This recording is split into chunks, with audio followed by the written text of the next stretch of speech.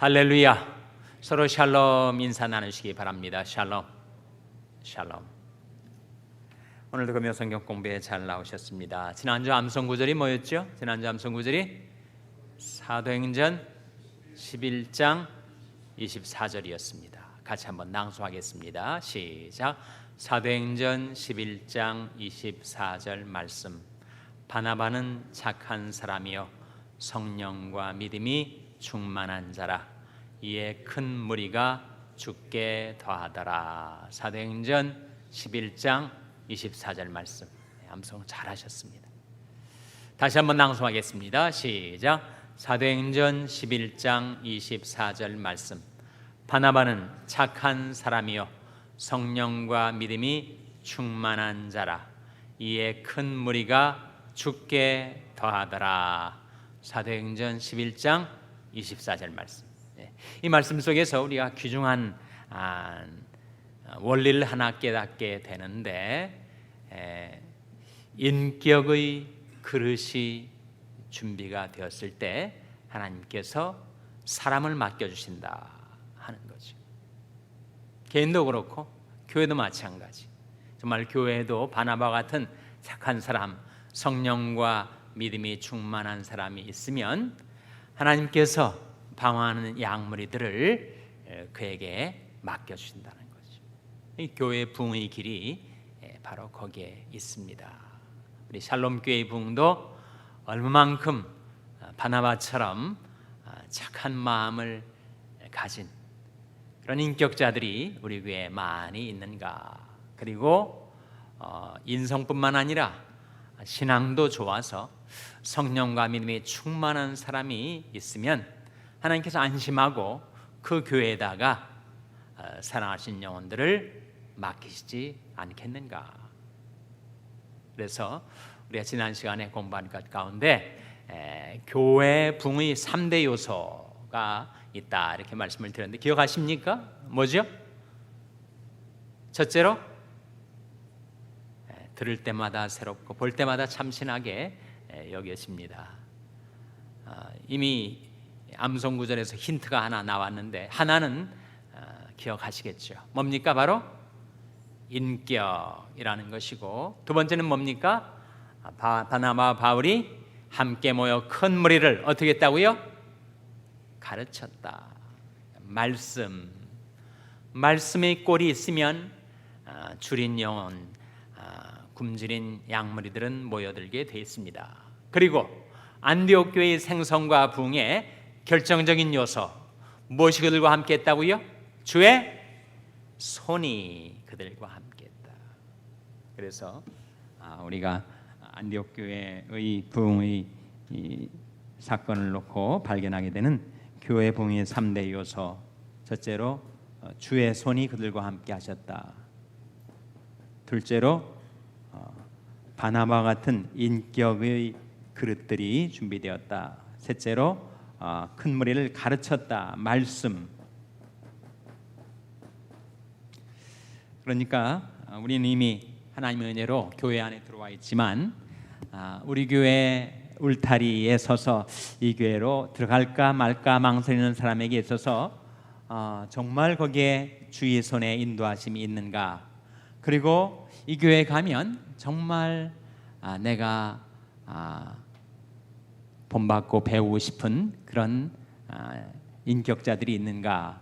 셋째로 이 교회 가면 내 주린 영혼의 영의 양식, 말씀의 양식을 내가 받아 먹을 수 있는가. 이것을 살피게 되지 않겠는가 하는 거죠. 물론 다른 요소들도 있겠죠. 뭐 친구가 있다든지, 뭐 파킹낫이 편리하다든지, 친교실에 주일 애찬이 맛있다든지 이런 요소들도 있을 수 있겠지만 교회 부흥의 근본적인 요소는 이 세 가지.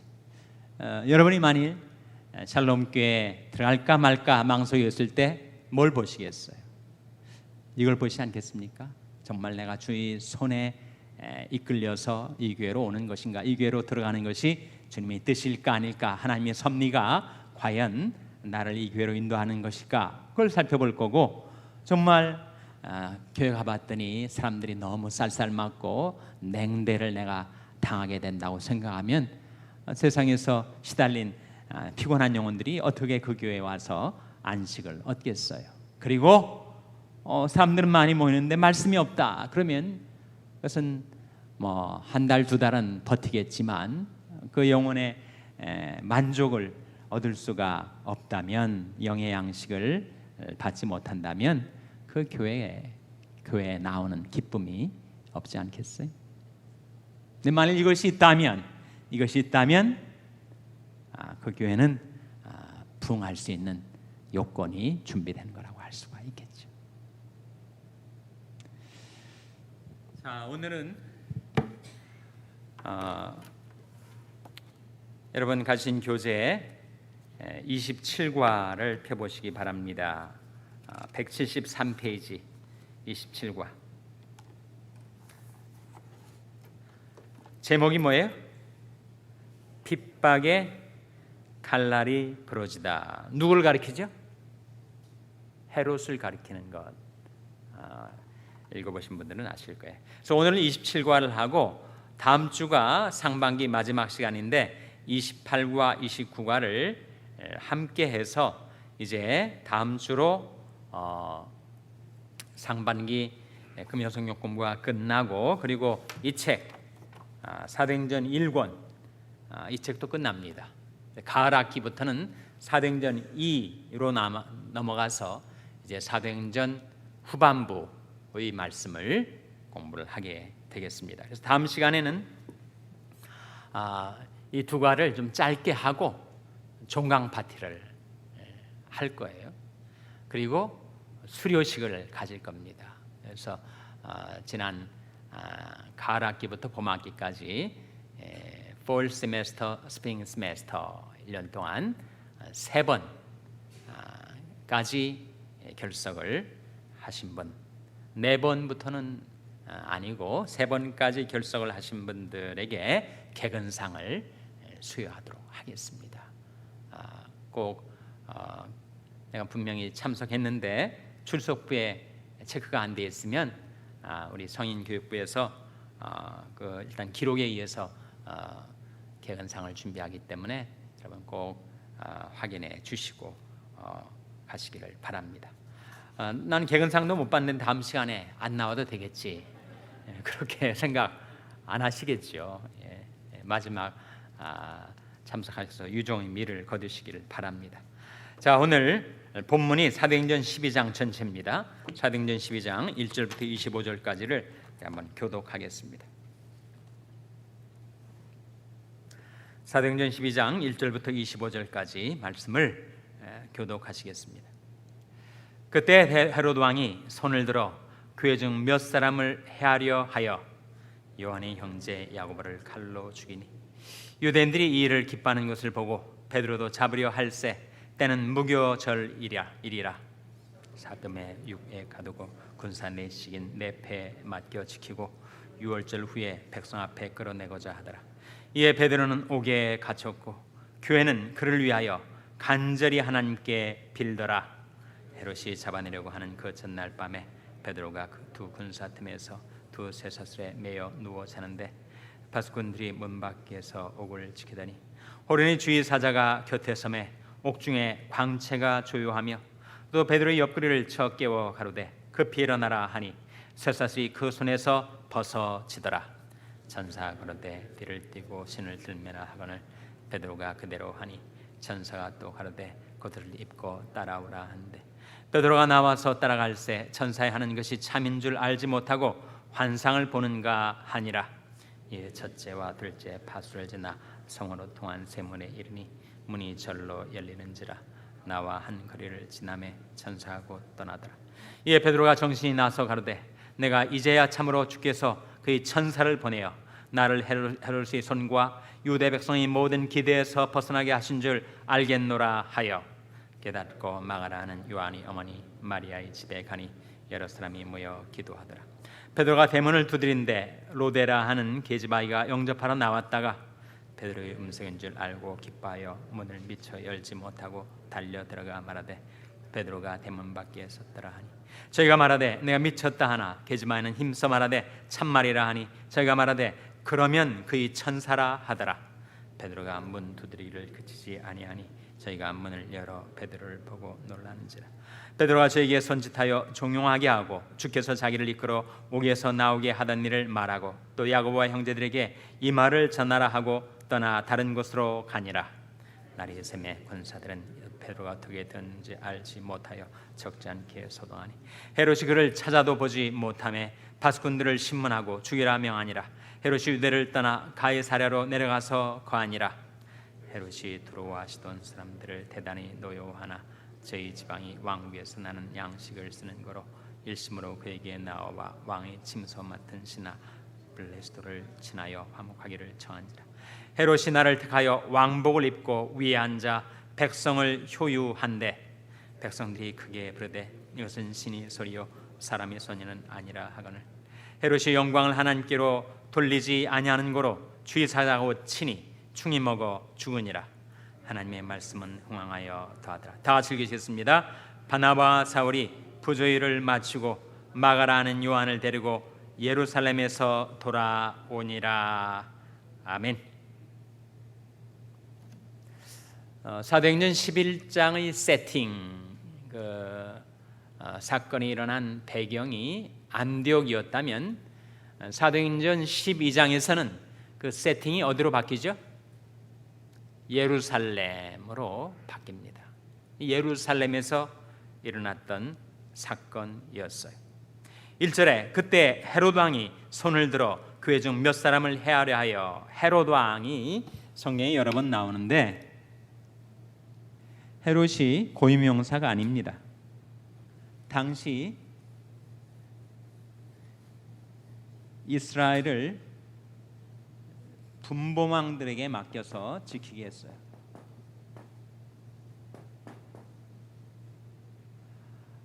네 명의 분봉왕이 있었습니다. 그러니까 이스라엘 나라 전체를 네등분해 가지고 맡기는 한 지역을 담당했던 왕이 헤롯인데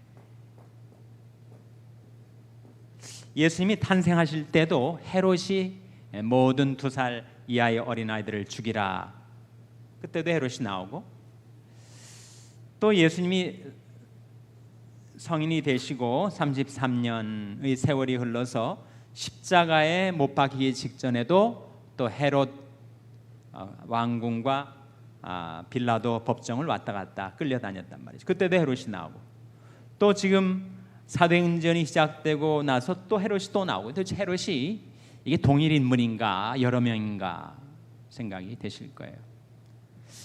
애국왕 바로가 있습니다. 바로라는 이름도 한 왕의 이름이 아니고 고유명사 아니고 보통 명사 파라오라고도 하는 애굽의 이집트의 왕을 가리켜서 바로 또는 파라오라고 하는 것처럼 헤롯도 왕조를 다이너스티를 이루어 가지고 주후 4년경으로 추정되는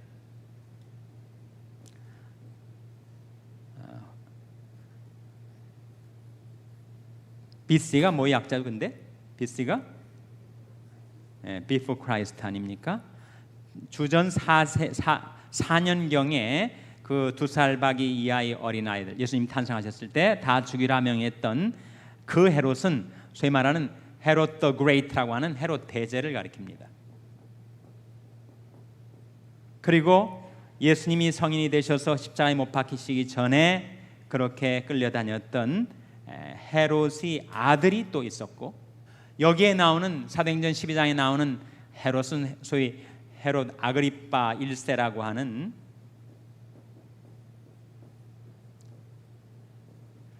헤롯 대왕의 손자란 말이죠.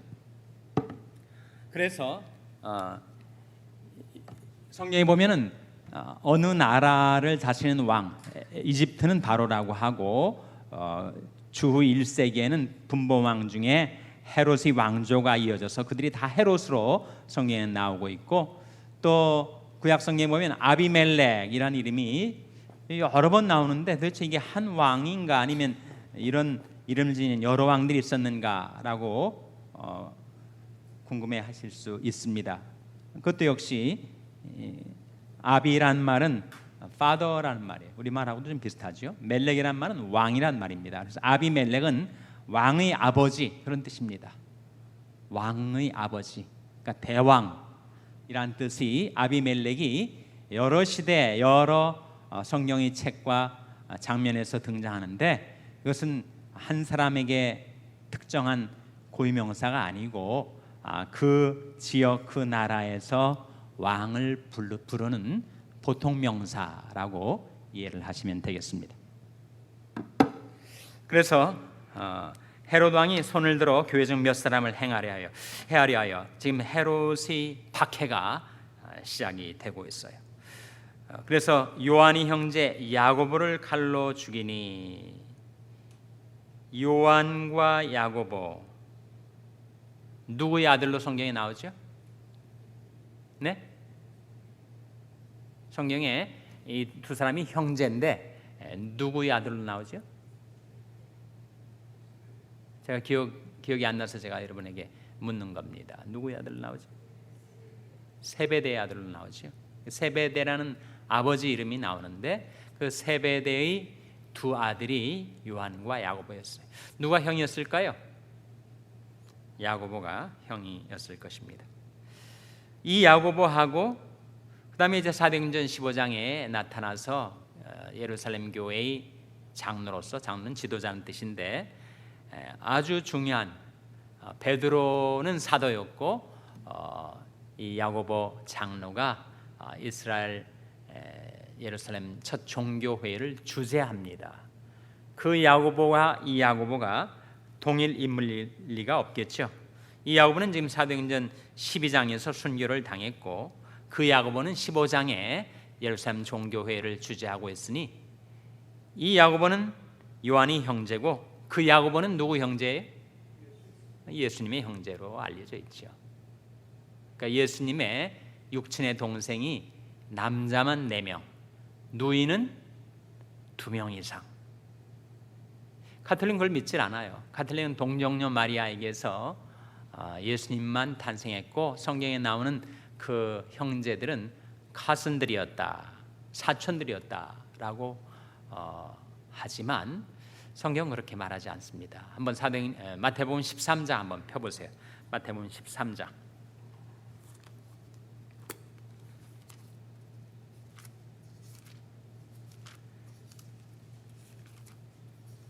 마태복음 13장 예수님의 형제들의 이름이 나타나 있습니다. 마태복음 13장 55절 한번 같이 읽겠습니다. 마태복음 13장 55절 찾으셨어요? 같이 읽겠습니다. 시작. 이는 그 목수의 아들이 아니냐? 그 모친은 마리아, 그 형제들은 야고보, 요셉, 시몬, 유다라 하지 않느냐? 그 다음 구절은 그 누이들은 다 우리와 함께 있지 아니하냐? 그러니까 누이들이라고 했으니까 복수로서 2명 이상이고 형제들의 이름은 여기에 몇 명이 나옵니까? 4명이 나오죠. 첫 번째가 누구예요? 야고보. 이 야고보가 바로 예수님의 육친의 동생이었고 처음에는 안 믿었습니다. 예수님이 공생의 때까지만 해도 형제들이 예수님을 안 믿었어요. 그러다가 이제 그들이 예수님의 십자가의 죽으심과 부활 사건을 경험합니다. 이 야고보에게 특별히 예수님이 나타나셨어요. 고린도전서 15장에 보면 예수님이 나타났던 사람들 중에 11사도 말고 11사도 속에는 이 요한의 형제 야고보가 포함되어 있으니까 말고 나중에 야고보에게 보이시며 야고보가 따로 나오는데 그 야고보가 바로 이 동생 야고보고 그가 바로 예루살렘 교회의 지도자였다 하는 거죠. 그래서 야고보, 요셉, 시몬, 유다라 하지 않느냐. 성경에 보면 이 4형제들 중에서 2 형제들의 이름이 지어진 성경책이 있죠. 야고보가 기록하는 것으로 알려진 책이 뭡니까? 바로 야고보서고 또 한 형제가 자기 이름에 따라 지어진 책을 기술한 걸로 알려져 있는데 이게 무슨 책이죠? 유다서 아닙니까? 신약 성경의 야고보서와 유다서는 처음에는 예수님을 믿지 않았던 예수님의 육친의 형제들이 부활 십자가와 부활 사건을 겪으면서 예수님께 대한 신앙을 갖게 되었고 그들이 변화되어 가지고 초대교회의 유력한 지도자들이 되고 그들이 성경을 기록하게 되었다. 그렇게 알려져 있습니다. 다시 돌아와서 사도행전 12장에 나타난 그 야고보는 세베대의 아들인 즉 요한의 형이었던 야고보를 칼로 죽였어요. 야고보보다 먼저 순교를 당한 사람이 있기는 합니다. 누구였습니까? 스데반이었죠. 스데반은 12사도 중에 한 사람은 아니었죠.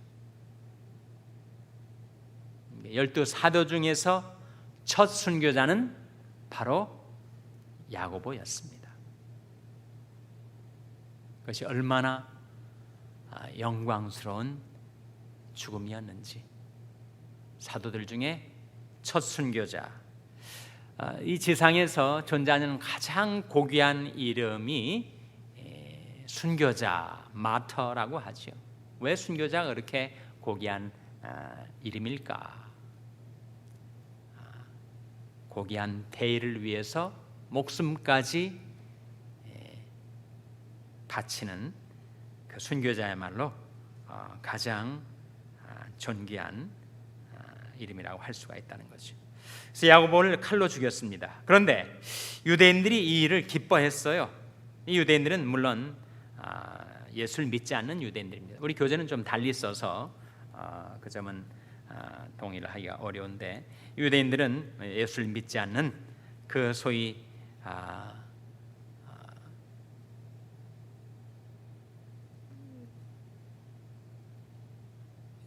주디아이저라고 하는 율법주의에 빠져 있었던 예수 믿지 않던 유대인들입니다. 유대인들이 이를 기뻐하는 것을 보고 베드로도 잡으려 할세 때는 무교절이라. 잡음에 옥에 가두어 군사 내식인 네 패에게 맡겨지키고 몇 명이 지킨 거예요? 그러면 16 한 패가 4명씩인데 네 패에 맡겼으니 16명이 베드로 한 사람을 지키고 있는 거예요. 그래서 6월절 후에 백성 앞에 끌어내고자 하더라.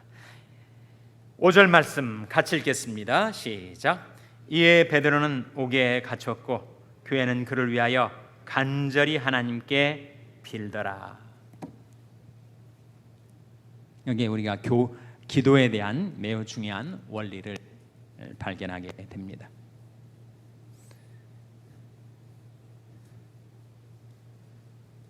이에 베드로는 옥에 갇혔고 그 다음에 나온 말씀이 뭐예요? 교회는 그를 위하여 그 다음 뭐라고 나옵니까? 간절히 그 다음 뭐라고 나옵니까? 하나님께 빌더라. 진정한 기도는 무엇인가를 이 짧은 구절 속에 우리에게 보여주고 있습니다.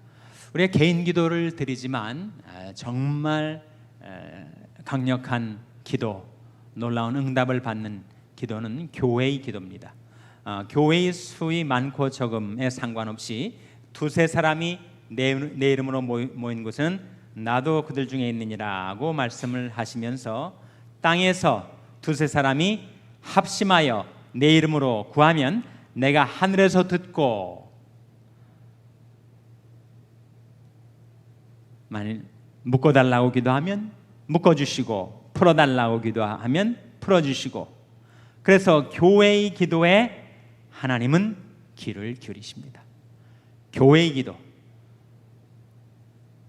두세 사람이든 수백 명이든 합심해서 교회가 기도할 때 하나님께서는 그 교회의 기도를 들어주십니다. 둘째로 기도에는 반드시 목적이 있어야 돼요. 어떠한 초점, 포커스를 가지고 기도하는가 하는 것이 강력한 기도의 필수 요건입니다. 어떤 때는 내가 기도는 하긴 했는데 내가 뭘 기도했는가 하는 것이 나도 좀 또렷하질 않아요. 분명히 고개를 숙이고 뭐라고 기도하고 10분, 20분 기도한 것 같은데 내가 뭘 위해서 기도했는가 하는 것이 분명치 않을 때가 있어요. 우리 기도가 물론 주님과의 대화, 주님과의 교통, 그런 기도도 중요한 기도죠. 근데 우리가 드리는 특별히 간구의 기도에 목표가 있어야 됩니다. 초점이 있어야 돼요. 그래서 예수님께서 누군가가 주님 앞에 와가지고 뭐라고 부탁을 하는 것 같은데, 기도를 하는 것 같은데 분명치 않으니까 예수님 뭐라고 말씀하셨습니까? 내가 너를 위하여 무엇을 하여 주기를 원하느냐? 이렇게 물으셨단 말이에요. 그때 주여 내 눈뜨기를 원하나이다. 분명한 기도의 제목, 기도의 타겟, 이 기도의 초점, 이 기도는 무엇을 해달라는 기도인가 하는 것이 분명해야 돼. 그렇지 않으면 하나님께서도 우리에게 내가 네게 무엇을 하여 주기를 원하냐 이렇게 물으실 거예요. 이런 분명한 목적과 초점이 없는 기도를 하면 그 기도의 응답 여부를 확인하지 않습니다. 나도 뭘 기도했는지가 기억에 가물가물해지니까 그 기도가 나중에 응답된다 하더라도 응답을 받고 하나님 앞에 감사를 못 드려요. 그러니까 받은 은혜를 우리가 하나님께 감사하지 못하게 됩니다. 드렸던 기도의 성취 여부를 놓고 기다리지도 않고 기대감도 못 갖게 됩니다. 그래서 기도할 때 분명한 목적, 분명한 간구의 제목, 그것이 명확해야 되죠. 짧게 한 1분 정도 기도하든지 아니면 1시간을 기도하든지 내가 무엇을 하나님께 간구했는가 하는 것이 분명하게 있어야 한다는 거죠. 우리 기도 생활이 어떠한지 한번 자가 점검을 해보시기 바랍니다. 아픈 사람들을 위해서 기도할 때도 물론 공적인 기도야 모두에게 해당되는 일반적인 기도를 드리지만 개인적으로 중보 기도를 할 때 도대체 그의 건강을 위해서 뭘 해달라는 건가? 다친 어느 부위를 아물게, 상처를 아물게 해달라는 것인가? 지병을 고쳐달라는 기도인가?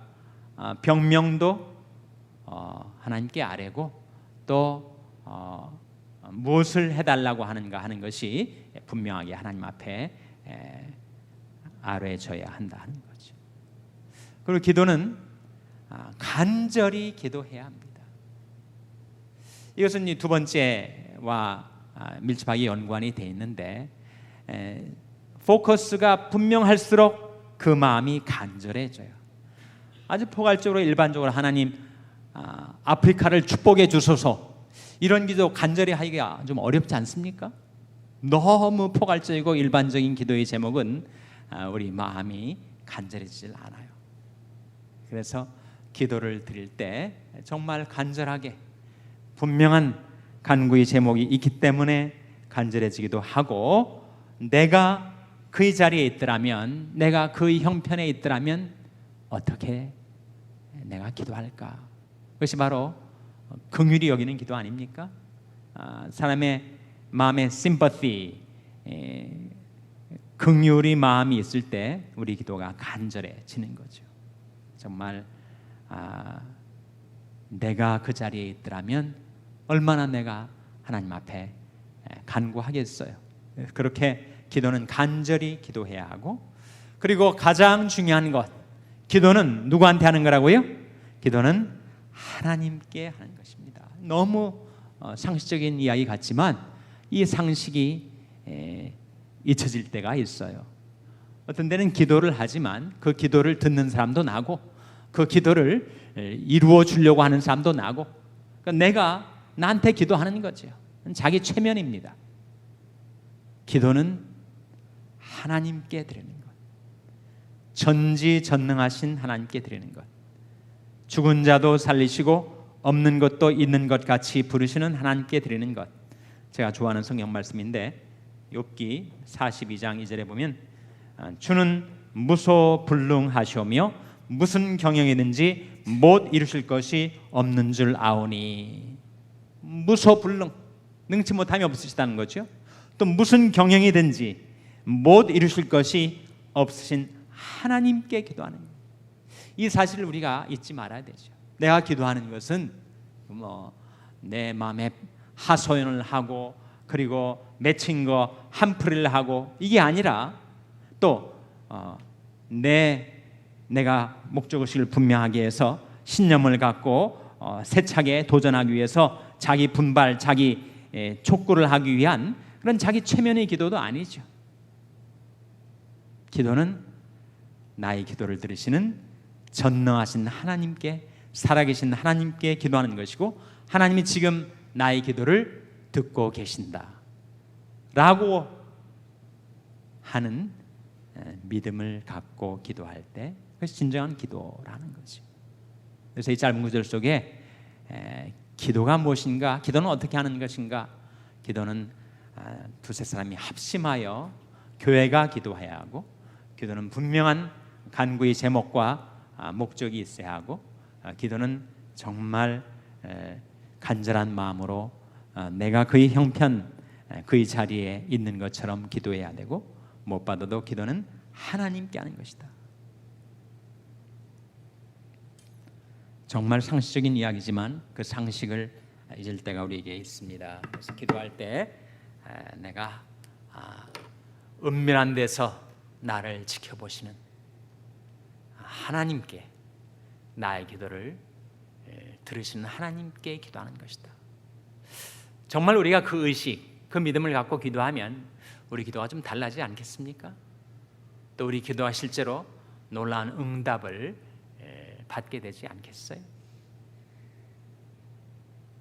시편 116편 1절 2절 한번 펴보시기 바랍니다. 시편 116편 1절 2절.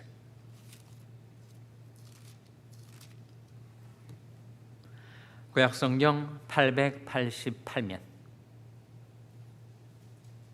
888이네요. 시편 116편 1절 2절 말씀 찾으셨어요? 같이 읽겠습니다. 시작. 여호와께서 내 음성과 내 간구를 들으심으로 내가 저를 사랑하는도다. 그 귀를 내게 기울이셨으므로 내가 평생에 기도하리로다. 여호와께서 내 음성과 간구를 어떻게 하신다고요? 들으신다. 하나님이 들으시니까 가능하면 좀 음성을 사용해서 기도하세요. 물론 속으로 묵도하는 것 정말 귀한 일입니다. 깊고 맑고 고요한 영성이 있어서 내가 입으로 한마디 소리 내지도 않아도 하나님과의 깊은 영적인 교제 가운데 기도하는 분들이 계실 거예요. 그런 단계로, 그런 상태로 들어가기 위해서도 우리 음성을 활용한 기도가 필요합니다. 예수님 앞에 나와서 머뭇머뭇 주절주절 분명치 않게 머뭇거리고 있는 그를 향해서 내가 내게 무엇을 해주기를 원하느냐? 주여, 내가 보기를 원하나이다. 분명한 음성, 분명한 간구 아니었어요? 그래서 우리가 기도할 때 다른 사람에게 방해가 되지 않는 한도 내에서는 음성을 사용해서 기도하는 것이 기도 생활에 도움이 됩니다. 경험적으로 그럴 거예요. 속으로만 기도하다 보면 그것이 공상기도로 빠질 수가 있는데, 일단 소리를 내서 한 문장 한 문장을 만들어가면서 한 문장 한 문장을 소리 내서 음성 언어를 통해서 하나님께 아뢰면서 기도하다 보면 기도에 탄력이 붙습니다. 너무 소리를 질러서 정말 공적 예배에서 다른 사람에게 방해가 되는 경우도 있지만, 그렇지만 않다면 기도는 소리 내서 기도하는 것이 좋습니다. 그렇게 기도하고 계세요?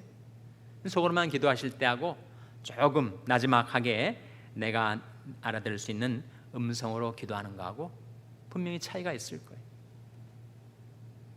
시편 142편 1절 한번 보시기 바랍니다. 시편 142편 1절.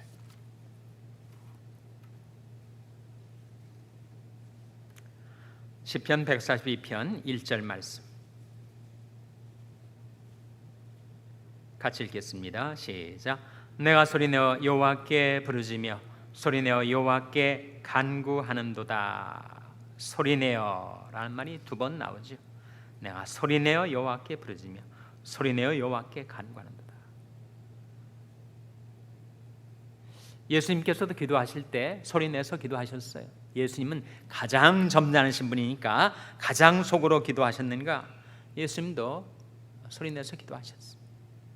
저는 육체에 계실 때 자기를 죽음에서 능히 구원하실 이에게 심한 통곡과 눈물로 간구와 소원을 올렸고 그의 경외하심을 인하여 들으심을 얻었느니라 했을 때 심한 통곡과 눈물로라는 것을 영어 성경은 이렇게 표현합니다.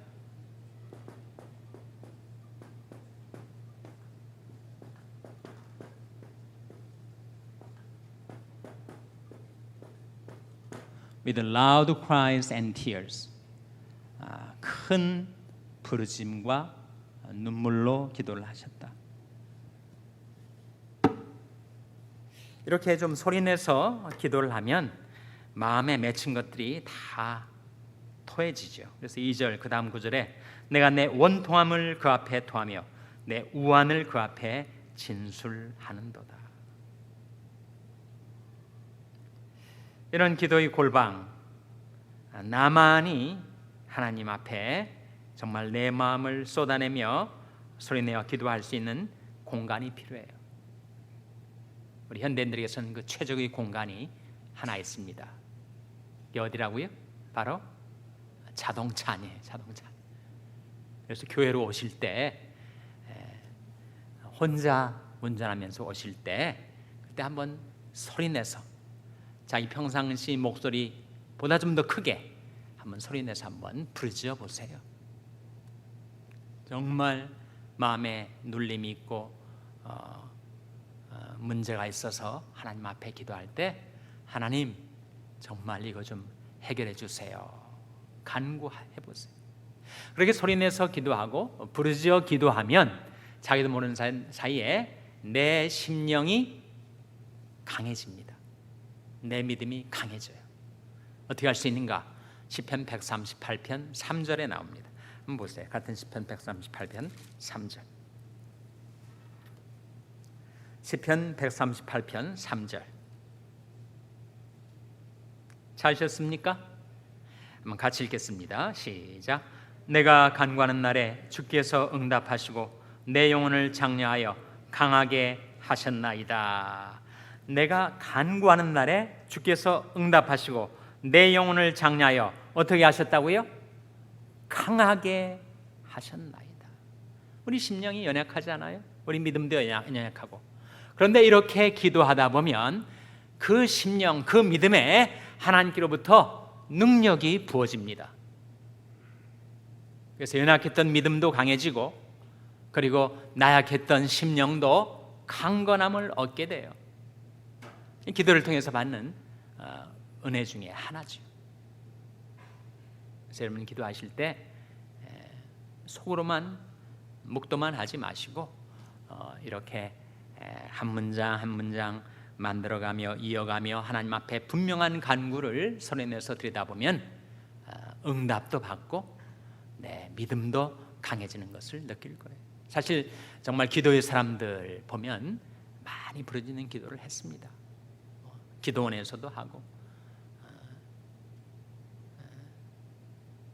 산기도도 하고 우리는 그럴 여건이 여의진 않지만 그래도 우리가 찾아보면 분명히 소리내서 기도할 수 있는 그런 공간들이 우리 주위에 있으니까 여러분 기도하실 때 조금 소리내서 기도하시기 바랍니다. 그래서 기도의 요건이라고 할 수 있겠죠. 기도는 교회가 하는 것이고, 기도는 분명한 기도의 제목이 있어야 하고, 기도는 간절히 해야 되는 거고, 기도는 무엇보다도 하나님께 하는 것이다. 그것을 우리에게 보여주고 있습니다. 다시 사도행전 12장으로 돌아와서 그 기도에 대한 응답으로 기적적으로 어떤 사건이 벌어지는가 하는 것을 여러분이 읽어보셨으니까 아시겠지만 베드로가 풀려납니다. 분명히 16명이 눈을 벌겋게 뜨고 지키고 있는데 베드로가 거기서 벗어나와요. 성문이, 무거운 철문이 저절로 열립니다. 천사가 베드로를 감옥에서 끄집어내고 성문 밖으로 인도해 내서 베드로도 정신이 차려지니까 정말 주께서 천사를 보내셔서 나를 구원해 주셨구나 깨닫게 됩니다. 헤롯이 얼마나 잔인했던지 베드로가 그렇게 탈출한 것을 알고 파수꾼들을 죽여버려요. 얼마나 잔혹한지. 그러고 나서 헤롯이 두로와 시돈 사람, 이 두로와 시돈은 무역도시, 항구도시입니다. 그러니까 부는 많지만 그들에게 가장 절실한 것은 식량이었어요.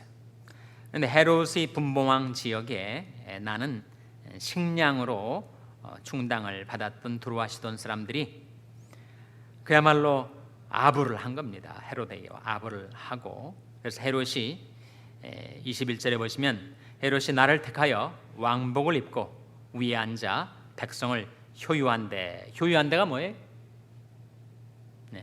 일장연설을 했다는 거예요. 그랬더니 백성들이 반응이 뭐냐면 이것은 신의 소리요 사람의 소리는 아니라 하거늘 헤롯의 영광을 하나님께로 돌리지 아니하는 거로 주의 사자가 곧 친히 충이 먹어 죽으니라. 그래서 이렇게 즉살합니다. 왜 헤롯을 하나님이 심판하시려면 야고보가 죽기 전에 왜 심판을 천둥벼락을 쳐서라도 그 악한 왕을 심판하지 않았을까? 우리가 그런 질문을 할 수 있을지 몰라도 하나님이 주권에 속하는 거예요. 왜 베드로는 살려내시고 왜 야고보는 순교를 하도록 하셨을까? 우리는 그 질문에 대한 답을 알지 못합니다. 오묘한 일은 하나님께 속한 것이죠.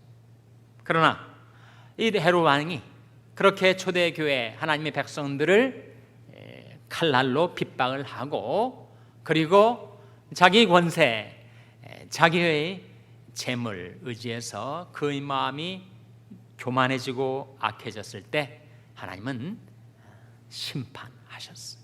그런 말이 있습니다.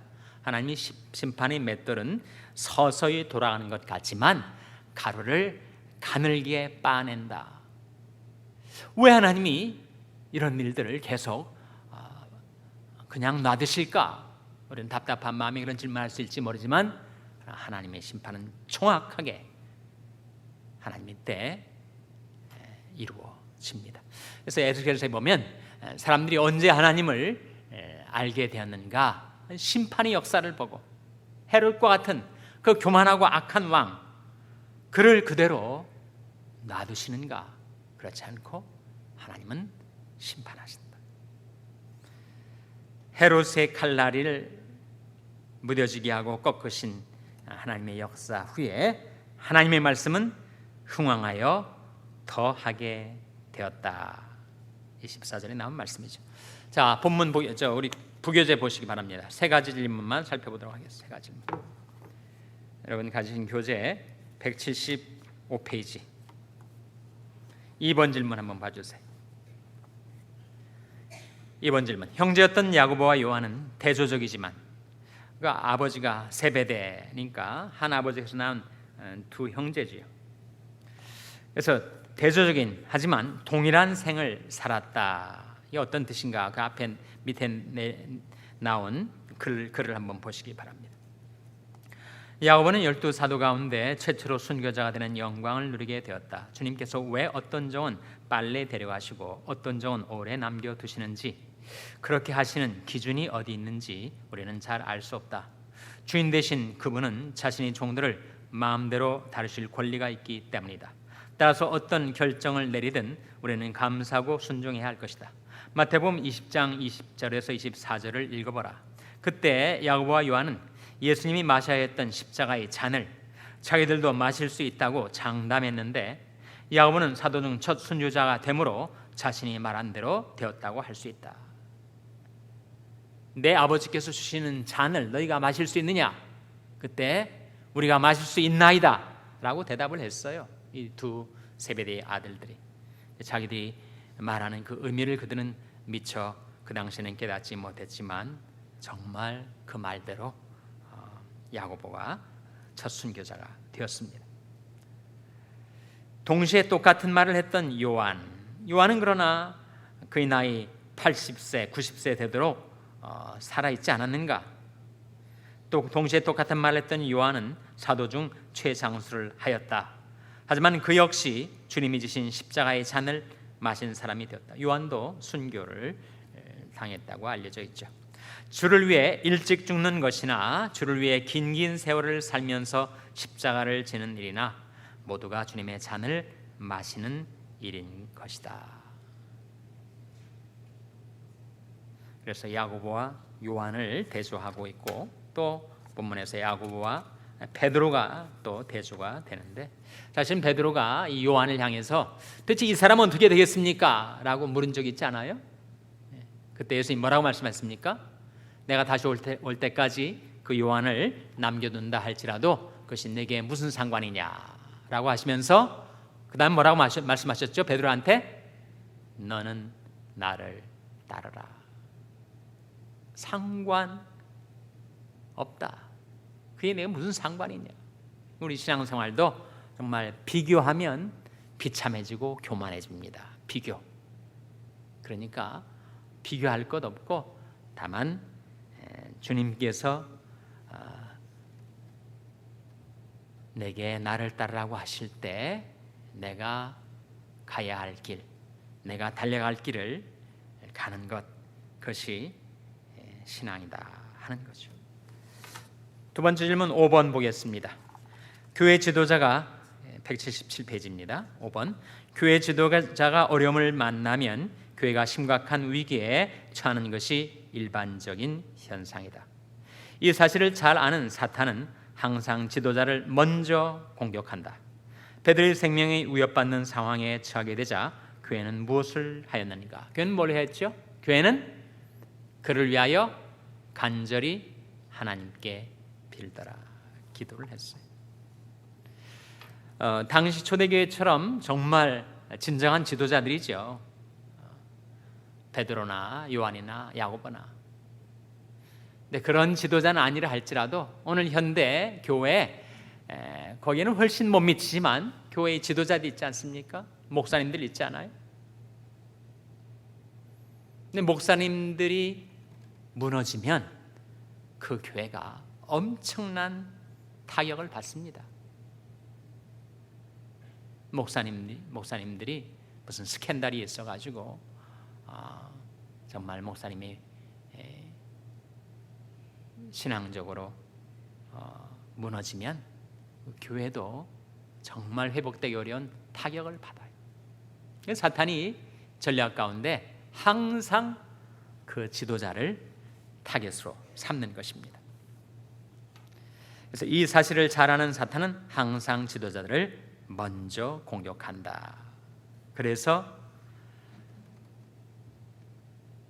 교인들은 목사님을 위해서 기도해야 합니다.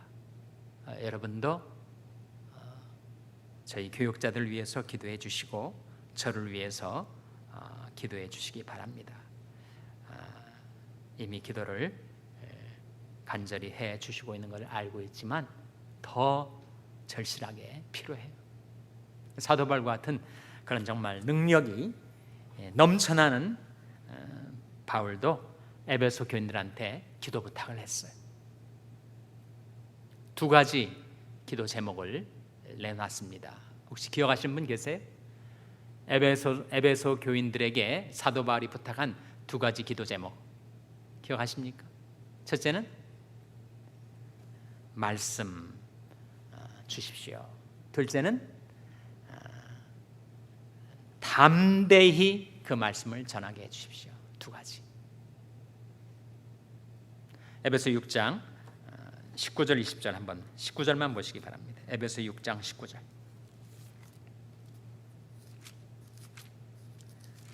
에베소 6장 19절 한번 같이 읽겠습니다. 신약성경 318면 찾으셨습니까? 같이 읽겠습니다. 시작. 또 나를 위하여 구할 것은 내게 말씀을 주사 나로 입을 벌려 복음의 비밀을 담대히 알리게 하옵소서 할 것이니. 지금 사도 바울이 에베소 교회한테 자기 개인 기도 부탁을 드리고 있는데, 또 나를 위하여 구할 것은 첫째로 내게 말씀을 주사, 둘째로 나를 입을 벌려 복음의 비밀을 담대히 알리게 하옵소서. 말씀과 용기를 위해서 기도해달라 부탁을 하고 있어요. 저도 여러분에게 그렇게 기도 부탁을 드립니다. 정말 제가 하나님께 말씀을 받아서 담대히 그 말씀을 전할 수 있도록 기도해 주시면 좋겠습니다. 자, 마지막 질문 보겠습니다. 9번. 헤롯의 종말은 어떻게 찾아왔는가? 헤롯이 악하게 하나님의 백성들, 교회를 핍박하고 야고보를 칼날로 죽이는 그런 악을 자행할 때 하나님은 어디 계셨는가? 라고 생각될지 몰라도 하나님은 하나님이 때 심판의 역사를 이루셔서 그가 한번 일장연설을 하고, 그리고 그 웅변으로 사람들에게 감동의 반응을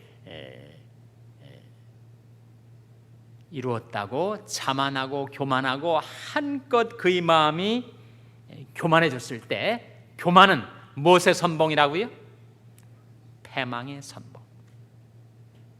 결국은 헤롯이 마음에 쌓아가던 그 교만과 악을 하나님은 심판에 버리고야 말았습니다.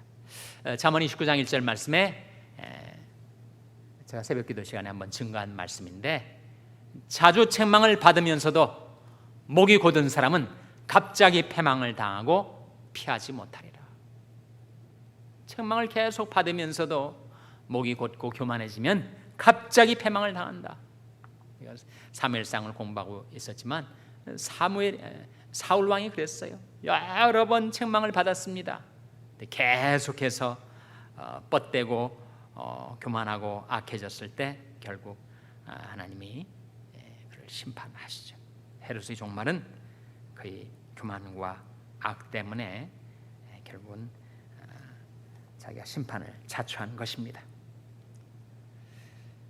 마지막 그 맨 밑에 나온 문장, 교회를 핍박하던 헤롯은 비참한 최후를 맞고 말았다. 하지만 하나님의 말씀은 어떻게 되었는가? 어떻게 되었다고 나왔죠? 24절에 하나님의 말씀은 흥왕하여 더하더라.